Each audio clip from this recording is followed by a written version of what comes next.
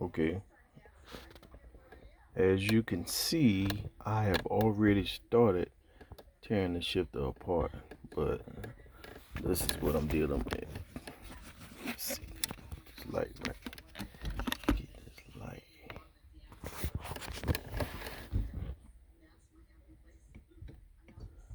That bushing there is completely shot. So I just went ahead and bought a whole kit. So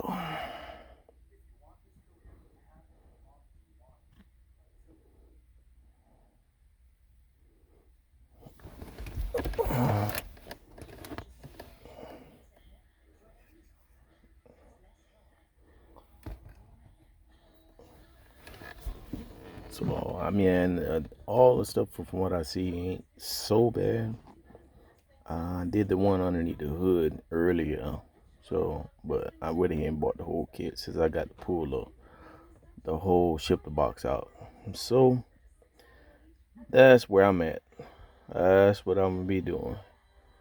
So let's get it. Alright, I'm gonna have to separate this, get this exhaust out the way, cause that shifter box is under this heat shield.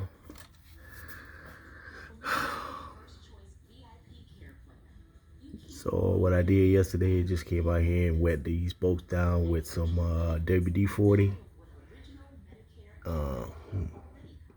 So hopefully it doesn't penetrate to enough where it won't be so hard to come off. All right.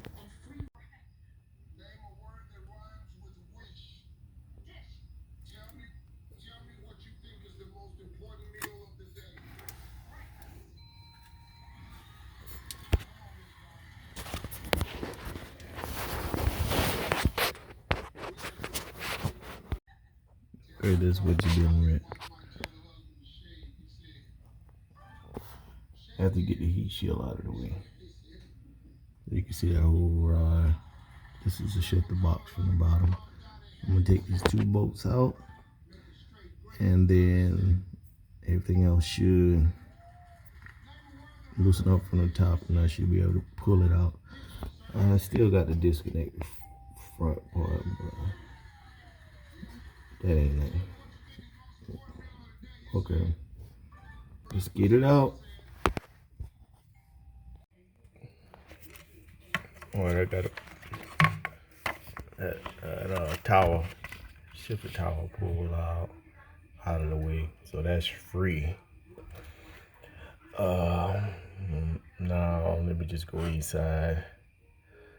Take the 2 or 3 bolts holding the shifter box, and then I can go back underneath, take the 2 out the bottom, and then we good. All right, this is the box out. I already done pulled the rod through.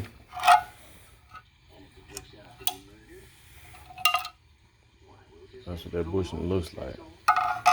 But Autohausaz AZ came through with everything I needed in a kit. So you just buy the kit. You ain't got to worry about buying each individual pieces. Now these dog bones, I don't need these no more because I upgraded my shifter to the USRT shifter kit. So those little dog bones I ain't gonna need, but everything else, it'll come in handy.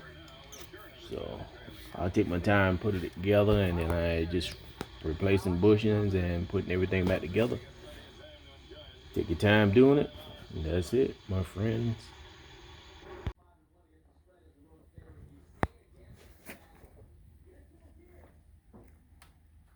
You can see a little wear on this. I never replaced these.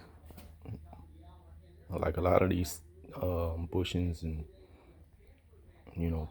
parts of the kit, I never had a chance to replace before, so this will be my first time. But it's riveted in, and you get new rivets with the kit and this piece here as well, this plastic piece. So this is definitely a complete kit. All right. Okay, that's installed. The rivet that they sent with the, the kit, to me it seemed a little small, because I pulled it down, it just pulled all the way through. So I keep, I got rivets here, different sizes or whatever. So I just went here, but this is the number on that part, the rivet that they sent with the kit. So the ones that I'm using, I don't even know the size. I just got them in bags, but it's definitely a little beefier than the other one. So just be mindful of that. All right, ready to install the bottom bushing. That bushing there. Keep up with your whatever these little pieces is. You got some here too. Just keep up with those.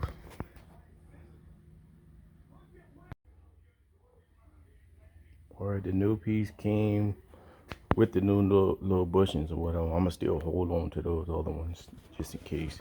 But you can see how wore out and broken this other piece was. So it was being time to do that. Now before I put this one in, I think I'm gonna put it on the shaft first, then slide it in, and that might be the easiest way. Cause the old one I was able to get it out, but it was broken up. I don't want to break up the new one trying to put the rod in or whatever. Because once you get it in, it's definitely hard to get it back out. So I'm gonna try to be smarter about it and just put it on the shaft, and then slide the shaft and the bushing in, and then press the bushing in that way. We'll see how it works. Okay, this is the new and the old shaft. Okay, so this is what the new one looks like. It comes just like that, and then you got the other pieces that came in the bag with this.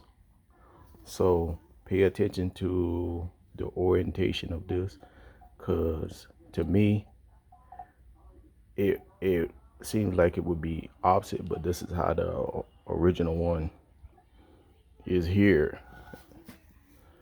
And you would automatically assume that it would be orientated the other way, just because of you got the logo on, so you would assume it would be up like this. But based on the orientation of this one, it needs to be on like that.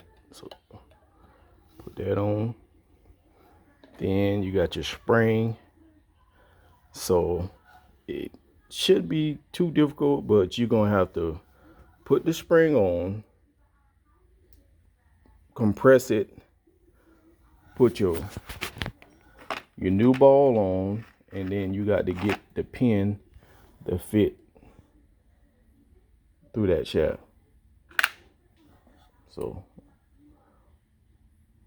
I think I'm gonna need to move the box out of the vise, and that I might be able to do it easier that way, but we'll see. All right, this is what I come up with. Got tie wraps holding the ball down, spring compress. So I should be able to hammer that in before it fall apart, because it ain't gonna stay. I already know that. So hopefully I can just hold it together long enough to get the pin in, and then we good.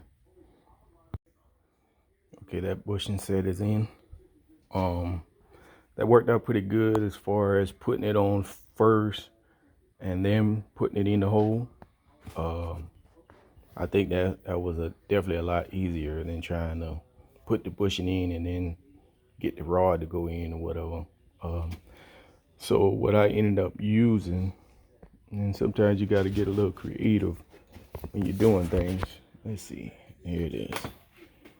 This is what I ended up using. Taking my tie rod in on fork and putting it down in there and using the bottom down in there to kind of get it pressed in, putting a screwdriver behind it. But you know, after lubing it up with some grease and everything, yeah, it went right on in. So that was pretty simple. All I got to do is put my 2 nuts on and torque them down, and then I should be ready to rebuild the shift tower, the part that's underneath the hood, redo those bushings, and then yeah, we ready to go after that. We'll go back in.